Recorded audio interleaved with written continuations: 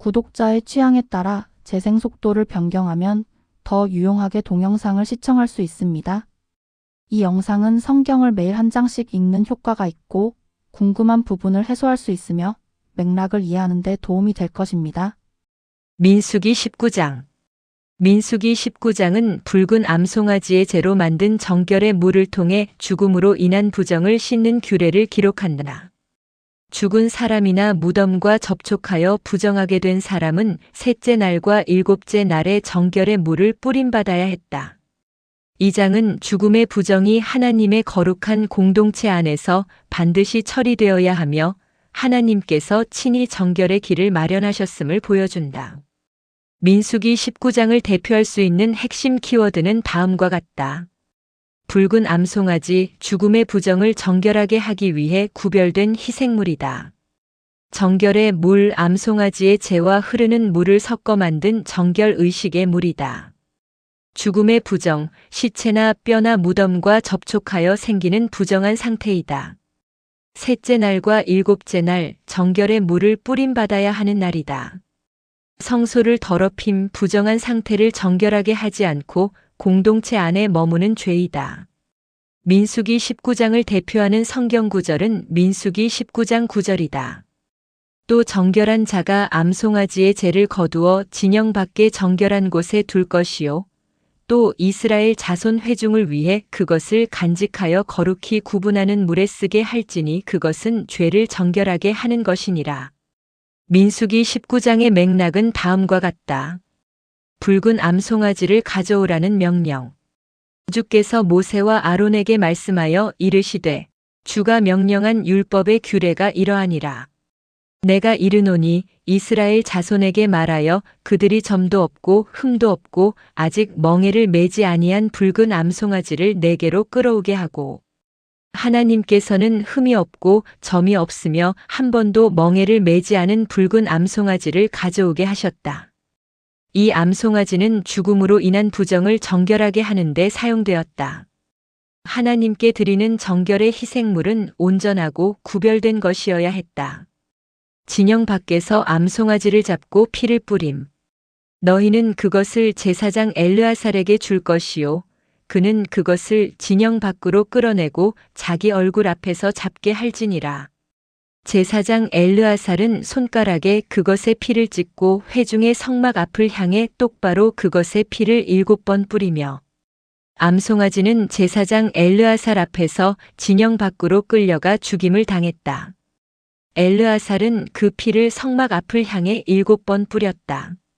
이 의식이 진영 밖에서 이루어진 것은 죽음의 부정이 거룩한 진영과 구별되어 처리되어야 함을 보여준다. 피를 성막 쪽으로 뿌린 것은 이 의식이 하나님 앞에서 이루어지는 정결의 절차임을 나타낸다. 암송아지를 태우고 백향목과 우술초와 주홍색 실을 넣음. 그 암송아지를 자기 눈앞에서 태우게 하되 그것의 가죽과 고기와 피와 똥을 태우게 하고 제사장은 백향목과 우술초와 주홍색 실을 취해 암송아지를 태우는 불 가운데 그것을 던질 것이며 암송아지는 가죽과 고기와 피와 배설물까지 모두 불태워졌다. 제사장은 그 불 속에 백향목과 우술초와 주홍색 실을 던졌다.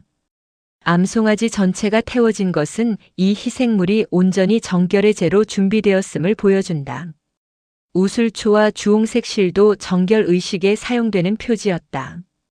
의식에 참여한 사람들의 정결 규례. 제사장은 자기 옷을 빨고 물로 살을 씻은 뒤에 진영에 들어갈지니 제사장은 저녁까지 부정하리라.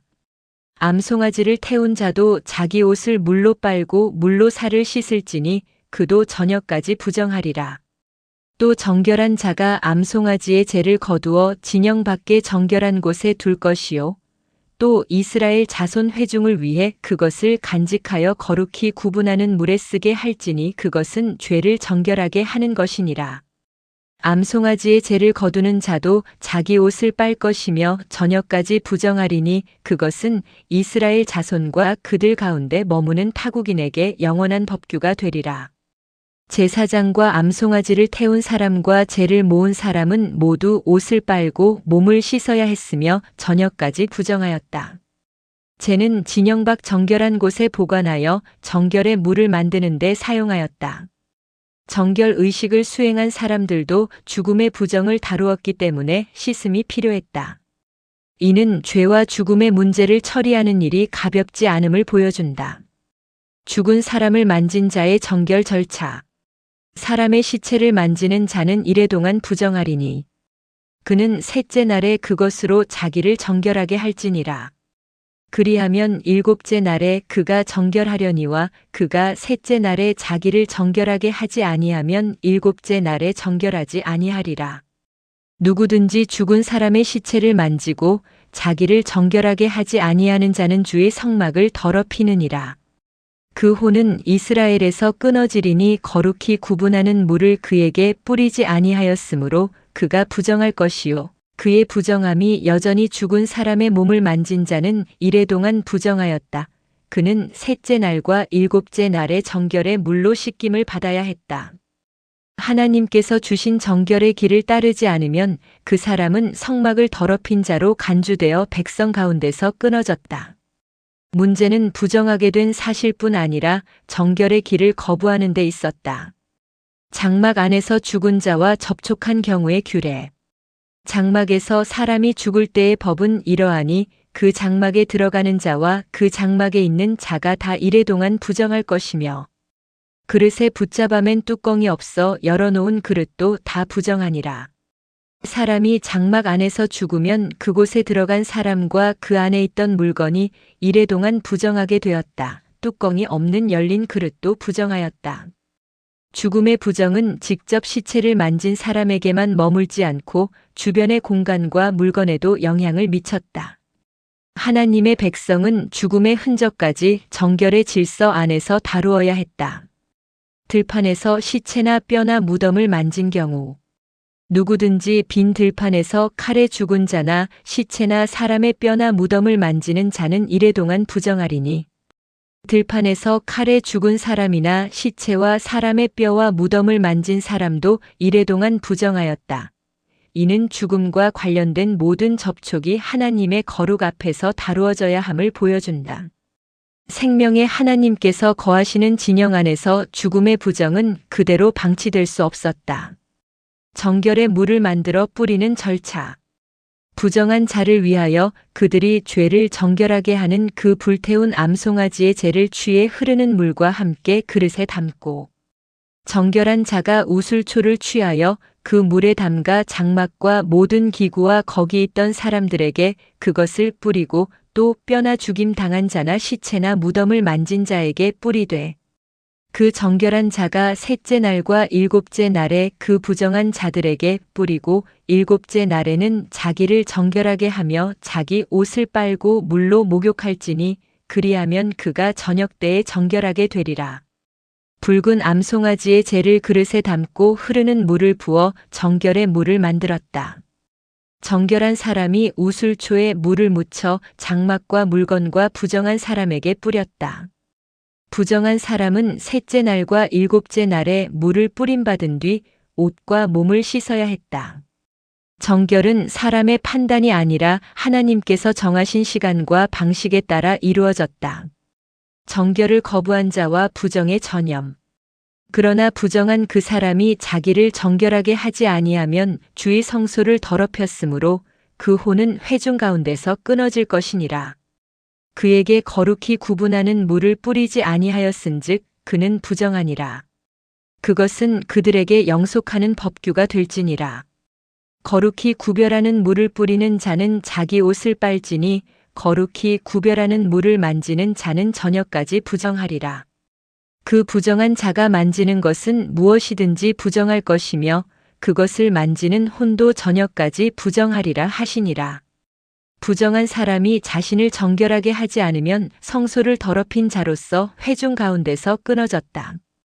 부정한 사람이 만진 것도 부정해졌으며 그것을 만진 사람도 저녁까지 부정하였다. 이 규례는 부정이 공동체 안에 퍼질 수 있음을 경고한다. 하나님께서는 정결의 길을 주셨으며 그 길을 거부하지 말고 반드시 따라야 했다. 민수기 19장의 시대적, 사회적 배경에 대하여 고찰해보자. 민수기 19장은 불신앙의 세대가 광야에서 죽게 될 것이 선언된 상황과 연결된다. 광야 공동체 안에서는 장례와 시체 접촉이 반복될 수 있었기 때문에 죽음으로 인한 부정을 정결하게 하는 규례가 필요했다. 고대 이스라엘에서 죽음은 단순한 생물학적 현상이 아니라 죄의 결과와 연결된 부정한 현실로 이해되었다. 생명의 하나님께서 진영 가운데 거하셨기 때문에 죽음의 부정은 성소와 공동체를 더럽히지 않도록 처리되어야 했다. 민수기 19장을 구속사적 관점에서 고찰해보자. 붉은 암송아지는 죽음의 부정을 처리하기 위해 진영 밖에서 희생되었다. 이는 장차 자기 백성을 거룩하게 하시기 위해 성문 밖에서 고난받으실 예수 그리스도를 바라보게 한다. 구약의 정결의 물은 육체적인 부정을 씻는 표지였지만 그리스도의 피는 죄와 죽음으로 더럽혀진 양심을 정결하게 한다. 사람은 자신의 노력으로 스스로를 깨끗하게 할 수 없으며 하나님께서 마련하신 희생과 씻음이 필요하다. 민수기 19장을 통하여 하나님께서 우리에게 주시는 메시지에 대하여 고찰해보자. 하나님께서는 죄와 죽음의 부정을 가볍게 여기지 않기를 원하신다. 부정한 상태가 반드시 도덕적인 범죄에서 생긴 것은 아니었지만 하나님의 거룩 앞에서 그대로 방치되어서는 안 되었다. 또한 하나님께서는 부정한 사람에게 정결의 길을 열어주신다. 하나님의 거룩은 부정을 용납하지 않지만 하나님의 긍휼은 부정한 사람이 씻김을 받아 다시 공동체 안으로 돌아오게 한다. 민수기 19장을 통하여 그리스도인들이 가질 수 있는 질문과 답에 대하여 고찰해보자. 왜 죽은 사람을 만지면 부정하게 되었는가? 죽음이 죄의 결과와 연결되어 있으며 생명의 하나님 앞에서 부정한 현실로 다루어졌기 때문이다. 시체 접촉 자체가 도덕적인 죄는 아니었지만 정결의 절차가 필요했다. 왜 붉은 암송아지는 진영 밖에서 희생되었는가? 죽음의 부정을 처리하는 희생물이었기 때문에 거룩한 진영 밖에서 구별된 방식으로 다루어졌다. 이는 성문 밖에서 고난받으신 그리스도를 바라보게 한다.